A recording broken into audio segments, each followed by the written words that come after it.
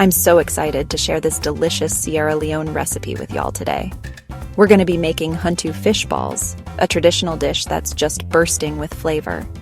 These little bites of goodness are perfect for any occasion, whether you're hosting a party or just want a tasty snack. So let's get cooking and bring a taste of West Africa right into your kitchen. Okay, so before we dive in, let's make sure we have everything we need.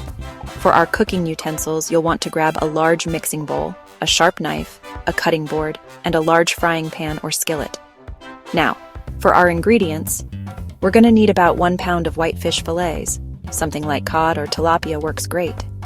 You'll also need 1 onion, 2 cloves of garlic, 1 Scotch bonnet pepper, 2 eggs, 1/2 cup of flour, and some salt and pepper to taste. You might also want to have some vegetable oil for frying and maybe some fresh herbs like parsley or cilantro for garnish. Trust me, these little extras can really take your Huntu fish balls to the next level.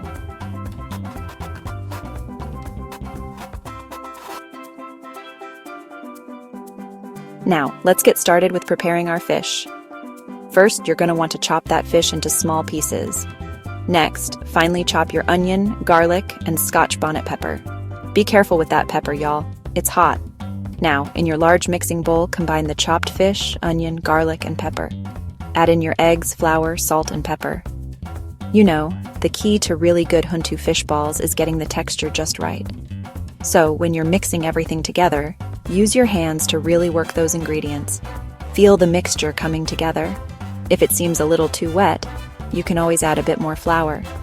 And if it's too dry, a splash of water will do the trick. All right, y'all, here comes the fun part. Use your hands to mix everything together real good. You want all those flavors to combine. Once it's all mixed up, start forming the mixture into small balls about the size of a golf ball. Now, heat up some oil in your frying pan. You want it nice and hot. Carefully drop your fish balls into the oil and fry them until they're golden brown all over. This should take about 5-7 minutes. The trick here is to not overcrowd your pan. Give those fish balls some room to swim, you know what I mean?